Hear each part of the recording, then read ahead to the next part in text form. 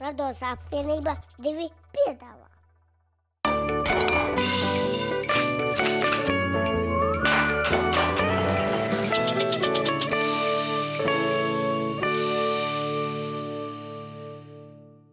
Čau!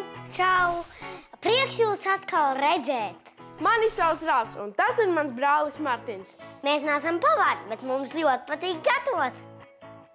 Mēs šodien gatavosim biezpiena sieriņus. Man personīgi ļoti garšo šī recepte, un es ceru, ka jums arī garšos. Bet pirms mēs sāksim gatavot, vispirms brauksim ciemos. Laižam!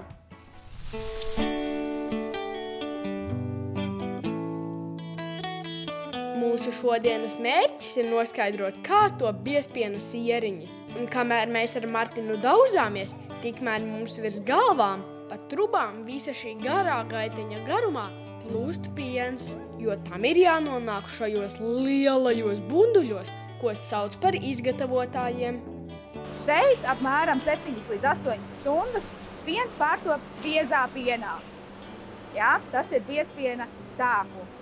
Neko redzēt nevar, iekšā mēs pastīties nevaram, jo viss notiek tādā slēgtā vidē, lai netiek klāt neviens mikrobiņš, lai netiek nekas slikts klāt, lai viss būtu pēc tam droši lietojams arī uzturā. Šis milzīgais skapis, kas atgādina seifu, patiešām glabā savus noslēpumus. Martin, tu nepalīdzi, au! Katram ražotājiem ir sava īpašā recepte, kura izpausta netiek. Un lai arī visas produktu sastāvdaļas tiek rakstītas uz iepakojuma, garšai ļoti svarīgs ir arī pagatavošanas process. Pirmajā dienā taisa to biezpienu, un tad otrajā dienā biezpiens nonāk līdz šejienai. Šeit mēs viņu samaisam ar garšiņām, aizdzesējam, un tad dodās biezpiens pārtapt par sieriņiem. Trešajā dienā. 3 dienas vajag, lai uztaisītu sieriņus. Kad masa ir beidzot gatava, tā tiek sapildīta lielā vannā, no kuras pēc tam krītot ārā, biezpiena sieriņi jau sāk iegūt mums pazīstamo formu. Šajā vietā tiek padota biezpiena gatavā masa ar jau vanīļas garšu, lai taptu vanīļas sieriņi. No šīs tvertnes tālāk biezpienu izspiež un formē jau šajos pazīstamajos kvadrātiņos. Man ir jautājums. Jā. Vai tā, kas griež, ir makšķeraukla? Negluži, tā ir tāda metāla stienītes, kas viņus tā nogriež, tā kā ar nazīti. Vispār jau Martina novērojums ir diezgan precīzs, jo nazītis, kas masu sagriež, tik tiešām ir plāns kā makšķeraukla. Un visas maliņas sieriņiem sanāk perfekti vienādas un taisnas. Brauc tagad viņi tālāk, un viņi brauc iekšā tunelī. Un tunelī viņi atdzesējās augstā temperatūrā, lai vieglāk pēc tam varētu uzklāt viņiem glazūru. Var šeit mēģināt pielikt arī roku, pataustīt, ir augsta vai nav augsta? Ir. Bišķiņa augsta, jā? Mazliet. Jā. Pat dzesēšanas tuneli sieriņiem jāmēro visai garš ceļš, veseli 75 metri. Es gribu redzēt šokolādi. Šo te šokolādes glazūru, ko izmanto kārumam, taisa no 3 pavisam vienkāršām sastāvdaļām. Zinat, kas tās varētu būt? Kakao. Jā, pareizi. Cukurs. Pareizi. Un piens? Nē. Es pateikšu priekšā. Trešā sastāvdaļa ir sviests. Šeit mēs izkausējam sviestu, ieberam kakao un cukuru un maisam, vāram, sildam, kamēr mums sanāk tā garšīgā glazūra. Un tālāk pa caurulēm viņa dodas uz to vietu, kur sieriņi jau sāk peldēties šokolādē. Kad sieriņi ir kārtīgi atdzisuši, tāda seko ražošanas procesa skaistākā daļa, kuru vērojot mums ar Martinu pamazām sāk tecēt siekalas. Rekur brauc no sākuma tādi pliki biezpiena sieriņi, iebrauc iekšā šokolādes vannā un iznāk laukā smuki jau noglazējušies ar šokolādīti. Un cik daudz sieriņi dienā iziet cauri apmēram? Mums šeit ir 2 šādi aparāti. Katram šādam aparātam dienā cauri iziet apmēram 100 000 vai pat vairāk sieriņu. 100 000! Jā, Tad, ja jums te vajag vairākas tonnas ar šokolādi. noteikti. Apmēram 4 tonnas ar šokolādi mums šeit vajag. Kurā vietā viņi iepakojas tajās paciņās? Kā tev šķiet, šitādas slapjus var iebāzt iekšā papīrītī? Nē. Nevar. Tieši tāpēc viņi no sākuma iziet cauri saldēšanas tuneli. Te atkal ir augsts. Tur atkal ir augsts. Vispārīgi var, tikai visa šokolāde būs. Nonāks nost un viss iepakojums būs netīrs, vai ne? Tāpēc sieriņi šeit ir tā glazūra vēl šķīdra un spīdīga. Tad viņi dodās sasaldēties. Arī šajos tuneļos ir ļoti augsts. Vēl augstāks kā ziemā, tāpēc brīdī, kad sieriņi iznāk no tiem ārā, visa šokolāde jau ir sastingusi. Vai viņi te nesasitās? Nu, pārāk stipri viņi šeit nesasitās. Varbūt pavisam nedaudz tanī brīdī, kad viņi atlec pret maliņu. Pašās beigās pirms iepakošanas darbinieki vēl pārbauda, vai visi sieriņi ir kārtīgi apklājušies ar glazūru un kāds netīšām nav palicis puspliks. Kurš izdomā to sieriņu, kāda būs garša viņam? Taisam eksperimentus, liekam biespienā iekšā visdažādākās piedevas un pārbaudām, kas garšo labi un kas netik labi. Un tad, kad ir kaut kas, kas garšo tiešām labi, tad mēs arī viņu palaižam tirgū tālāk, kā gatavu sieriņu, ko var nopirkt jebkurš. Mēs varam nogaršot tikko ražotu sieriņu? Varam. Pirms tam tas sieriņš gan būs jānoķer, un to es izdarīšu ātri. Caps viens un caps vēl viens. Lūdzu. Bet man ir jautājums, ja biezpiens ir veselīgs un cukurs nav, tad vai sieriņš ir veselīgs? Nu, nekā kaitīga tāda jau tajā sieriņā nav. Biezpiens pats par sevi ir tīrs produkts, bet jāatcerās, kārums ir kārums. Kārumu no rīta līdz vakaram ēst gluži nevajag, tas ir tomēr našķis.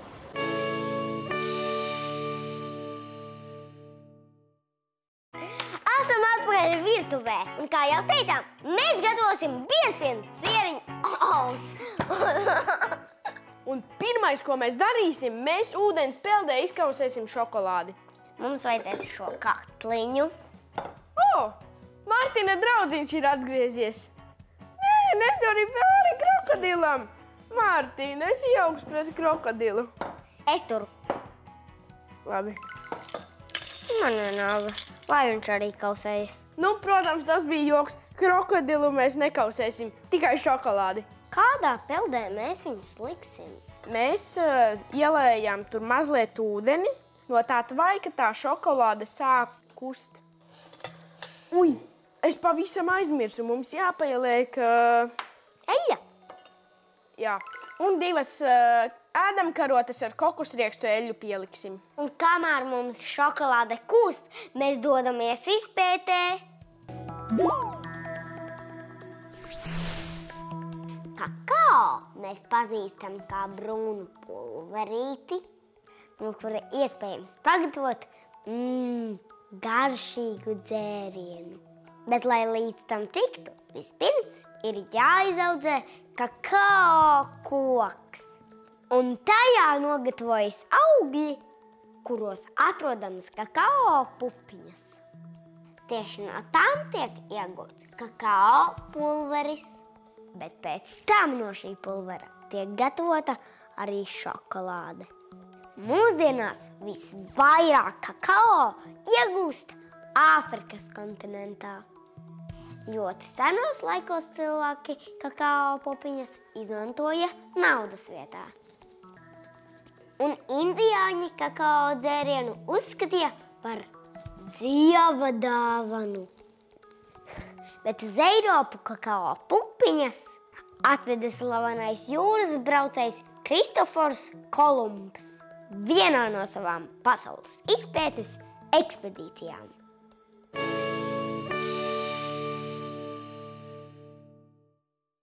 Skatieties, kāda viņa mums izkususi tāda šķidra. Uzmanīgi, Martin, ļoti karsts. Pamērcē otiņu un tad ļoti uzmanīgi visu formiņu izslauki, bet tā, lai te nekur nav uz malām. Mēs iepriekš ielikām tās formiņas saldētavā, lai mums tā šokolāde tagad ātrāk sastingst. Nu, un plānu kārtiņu, nevajag biezu. Man mazliet pārgāja pāri malām. Nu, ja mazliet nekas, bet vienkārši dari to uzmanīgi. Es pabeidzu. Es aizmirsu pateikt vēl vienu ļoti svarīgu lietu. pirms jūs šo darat, atbrīvojat vietu saldētavā, jo mums šo visu vajadzēs salikt tur iekšā. Es nesu jau. Nesīsim uz saldētavu. Un kamēr mums tā pirmā kārtiņā saldētavā sastīkst, tikmēr mēs sagriezīsim cidonijas. Cidoniju sukādes. Jā. Bet viņas vajag sagriezt ļoti smalki. Nu, jūs paši redzējāt, cik Martinam formiņas bija mazas. Nevajag arī tik mazas, Martin. Manuprāt, vajag. Tā, kapāju. Nu, es pabeidzu. Jā, mums cidonijas ir sagrieztas, un tikmēr mums jau pirmā kārtiņā ar šokolādi ir sastingusi. Nē. Tev vajadzēs atsevišķi mazos gabaliņus. Martin! Labi, tagad izsmērēsim otro kārtiņu. Cik augstu. Kāpēc mums vajag 2 kārtiņas? Jo mums pēc tam jau būs jādabū arī viņi ārā no tās formiņas. Un ja nebūs tā šokolāde pietiekami bieza, viņi lūzīs. Tad liekam cidonijas? Pagaidi, nē, tās mēs liksim kopā ar biezpiena masu. Tagad šis mums atkal ir jānes uz saldētavu. Labiņī.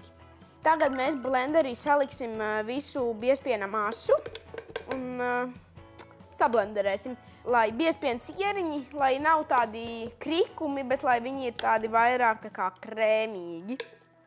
Labi, un kad mēs liksim šo dīvaino lietu? Tā nav dīvainā lieta, bet saldais krējums. Vai šis ir saldais krējums? Nē, tas ir krokodils. Sēd te. Nē, tur tu nesēdēsi. Tu vari sēdēt kokosriekstu skaidiņās. Labi, tagad mums jāpieliek 8 ēdamkarotes ar pūdercukuru. 4 pieliks Martins, 4 es. Un ir. 1, 2, nu, pietiks. Tagad pieliekam saldo krējumu. Viss. Tur jau ko. 1. Un tagad šo visu sablenderēsim. Es blenderēšu. Šitas bija jāspiež. Ko? Jā, pēc tam būs.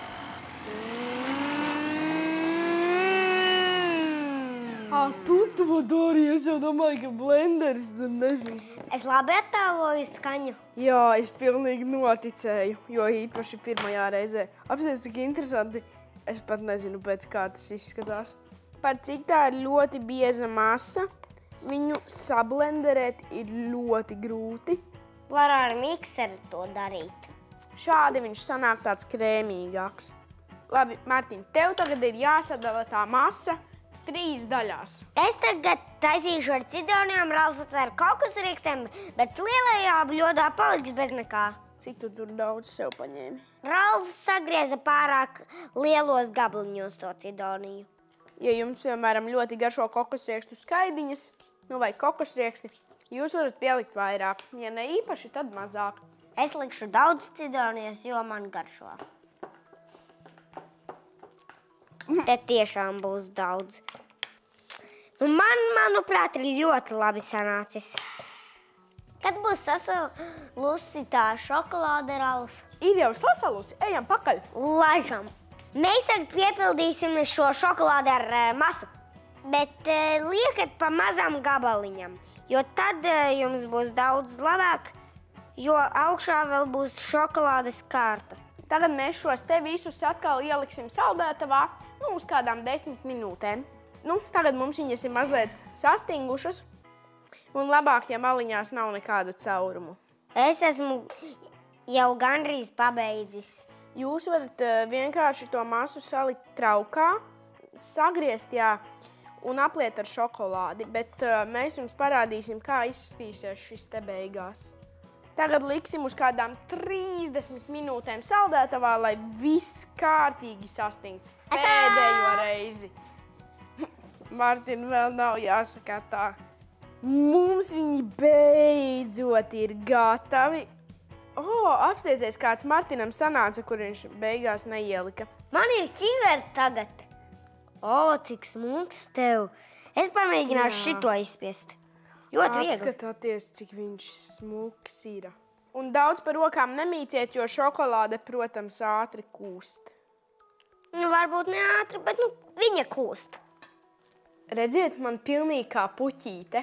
Jā, un jūsu uzdevums arī ņemiet vecākus aiz rokas un uz virtuvi gatavot. Un neaizmirstiet arī sūtīt bildes, jo sezonas beigās čaklākie bilžu sūtītāji tiks pie dāvanām. Nu ko, tiekamies atkal pēc nedēļas. Atā! Nogaršojam! Labi. Dievs, tas ir dievīgi. Ļoti labi. Ļoti garšīgi noteikti izmēģina.